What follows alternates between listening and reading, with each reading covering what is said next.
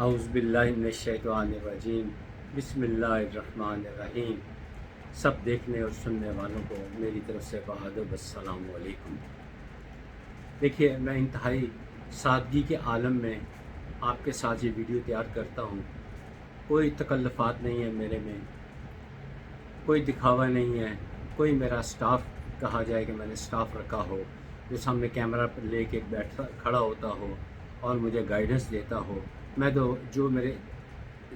جو کچھ میں نے پڑھا ہے اور جو میرے علم میں ہے، جو میں نے اپنے اساتذہ اکرام سے سیکھا ہے، جو اسلامی واقعات سن رکھے ہیں، میں وہ فی البدی آپ کے ساتھ شیئر کرنا شروع کر دیتا ہوں۔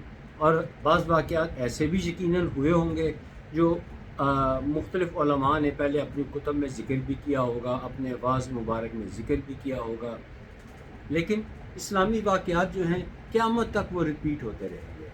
وہ کسی کی خدا نخواستہ ذاتی ملکیت نہیں ہے۔ میں جو پڑھ رہا ہوں، واقعات سناتا ہوں، وہ بھی میری ذاتی ملکیت نہیں ہے۔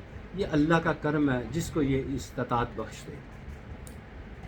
ابھی میں بتا رہا تھا، پڑھ رہا تھا، ایک واقعہ میرے ذہن میں آیا کہ دین اسلام جو ہے وہ زبردستی نہیں پھیلایا گیا، کوئی زبردستی نہیں پھیلایا گیا۔ یہ پیار، محبت، اخوت، اس سے لوگ متاثر ہوئے، کھنچے چلے آئے۔ متعدد قبائل جب ذکر سنتے کہ ایک دین آیا ہے جو دین برحق ہے اور اس کا جو نبی ہے وہ صادق اور امین ہے، اس نے کبھی کوئی گناہ نہیں کیا، گناہ سے چھوٹے موٹے گناہوں سے دور ہے، حق بات کرتا ہے، سچی بات کرتا ہے، تو لوگ کھنچے چلے آئے۔ اسی طرح ایک بڑی مالدار عورت، خاصی مالدار عورت تھی، جس کے پاس اس زمانے میں مالدار اسی کو کہتے تھے جس کے پاس بھیڑ بکری یعنی یہ ریوڑ اور چمڑا جس کے پاس زیادہ ہو، تو اشرفیاں یہ ہوں تو اس کو زیادہ مالدار کہتے ہیں۔ یقیناً یہ اس کے پاس کافی ہوگا، لیکن اس کے دل میں قربت الہی، قربت محمد مصطفیٰ صلی اللہ علیہ وسلم اجاگر ہوئی۔ وہ انہوں نے سب کچھ اپنے بہن بھائی، سسرال، عزیز و اقارب، ہمسائے، دوستیاں سب چھوڑی اور اپنے پیارے بیٹے، اکلوتے بلکہ بیٹے کو لے کر مدینہ پاک تشریف لے آئے اور وہاں رہنے لگی۔ تو استصفا کیا گیا، یعنی سوال کیا گیا کہ آپ یہاں پہ آپ کیا کرے گی؟ فرمایا کہ میں یہاں ازواج مطہرات ان کی خدمت کروں گی اور میرا بیٹا دین کی تعلیم حاصل کرے گا، جو مسجد نبی ہے یہاں صفائی کرے گا۔ تو نبی پاک صلی اللہ علیہ وآلہ وسلم نے پسندیدگی کا اظہار کیا اور آپ کو اصحاب صفہ، یہاں پر انتہائی مفلس اور غریب اصحابہ اکرام رہتے، جنہیں کھانے کو مل جاتا تو کھا لیتے، نہ ملتے تو اللہ کا شکر ادا کرتے۔ اور نبی پاک صلی اللہ علیہ وآلہ وسلم کی غیر موجودگی میں وفود جو آتے ان کو اسلامی تعلیمات سے آگاہ فرماتے۔ تو اصحاب صفہ کا بڑا مقام ہے، ہمارے بڑے بڑے جلیل القدر اصحابہ اکرام اصحاب صفہ سے آگے بڑھے۔ تو وہ بچہ جو ہے وہ اصحاب صفہ میں داخل کر دیا گیا۔ وہ ذوق اور شوق کے ساتھ نماز پڑھتا، نمازیوں کی خدمت کرتا، اس کو اس میں لذت آتی، وہ دیندار بچہ بن گیا۔ عمر کوئی زیادہ نہیں تھی۔ دیکھیں، میں اب واقعہ پرانا میں نے سنا ہوا ہے اور یہ واقعہ میں نے پڑھا نہیں ہے، لیکن بڑے مستند عالم ان کی زبان سے یہ میں نے واقعہ سنا ہوا ہے۔ تو انہوں نے عمر کا ذکر نہیں کیا، لہٰذا میں بھی عمر کا ذکر کرنے سے گریزاں ہوں، مجھے پتہ ہی نہیں ہے، پر چھوٹی عمر کا بچہ ہے، 12-13 سال کی عمر کا بچہ ہوگا۔ تو وہ بچہ ایک دفعہ بیمار ہو جاتا ہے، ہم بھی بیمار ہو جاتے ہیں، وہ بچہ بھی آخر انسان ہے، بیمار ہو گیا. تو اس موقع پہ وہ اتنا کمزور ہو گیا بخار کی حالت میں کہ لوگ وہاں جو صحابہ کرام تھے وہ پریشان ہونا شروع ہو گئے. حضرت انس بن مالک رضی اللہ تعالی عنہ وہ فرماتے ہیں کہ ہم سب ان کے پاس اکٹھے ہوئے تو اس بچے نے لڑکھڑانا شروع کر دیا, کانپنا شروع کر دیا, کانپنا شروع کر دیا, لرزہ سا طاری ہو گیا. اور دیکھتے ہی دیکھتے اس بچے کی روح پرواز کر گئی. اس بات کی اطلاع نبی پاک صلی اللہ علیہ وآلہ وسلم کو دی گئی. آپ فوراً تشریف لائے اور اصحابہ اکرام کو حکم دیا کہ اس بچے کو غسل دیں, کفن کا بندوبست کریں, قبر تیار کریں, اس کا جنازہ میں خود پڑھاؤں گا. نبی پاک صلی اللہ علیہ وآلہ وسلم نے جب یہ الفاظ ادا کیے تو ظاہر اصحاب نے جو تھے انہوں نے تیاری شروع کر دی, لیکن اس کے بعد نبی پاک صلی اللہ علیہ وآلہ وسلم نے فرمایا ٹھہر جاؤ, میں نے فیصلہ بدل لیا ہے, جاؤ اس کی والدہ کو پہلے اطلاع دو. ایک تو اطلاع ہوتی ہے نا کہ آپ کو بچہ ڈپلومیٹک قسم کا میسج کہ یکدم ماں کو نہ یہ بتایا جائے کہ یہ ہو گیا وہ ہو گیا ہے, تو آپ جا کر سب یہ بتا دینا سیدھا اسٹیٹ فارورڈ الفاظ میں کہ تمہارے بچے کا انتقال ہو گیا ہے. اب اس میں بھی اللہ تعالیٰ کی کوئی مصلحت ہوگی. جب اس ماں کو یہ اطلاع دی گئی کہ تمہارے بچے کی وفات ہو گئی ہے, تو وہ ماں ہی ہوتی ہے, ماں ہی ہوتی ہے, ماں ہی ہوتی ہے, اور کچھ نہیں ہوتا. یہ تو کوئی ہم سے پوچھے جو ہم ماں سے محروم ہیں.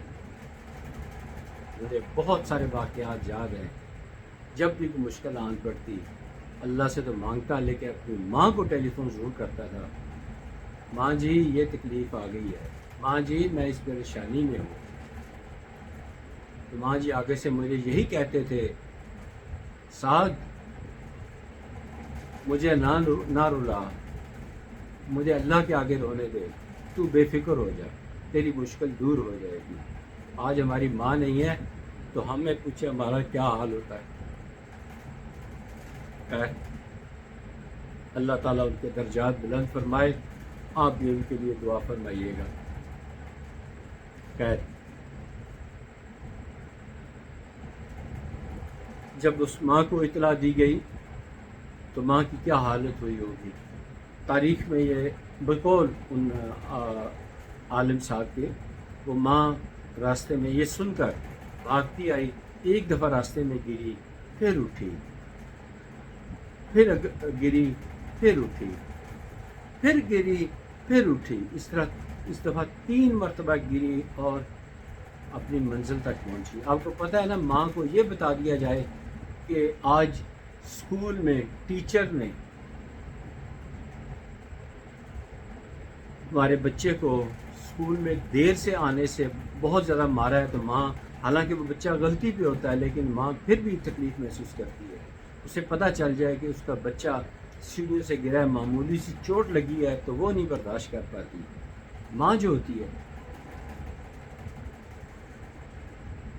تو بہرحال وہ وہاں پہنچی اور جتنے اصحاب وہاں پہ تشریف فرما تھے ان سے کہا میرا بیٹا فوت ہو گیا. سب نے کہا ہاں آپ کا بیٹا فوت ہو گیا. اس ماں نے اپنے اس بیٹے کے پاؤں مبارک کو چوما, اس کو ماتھے کو چوما,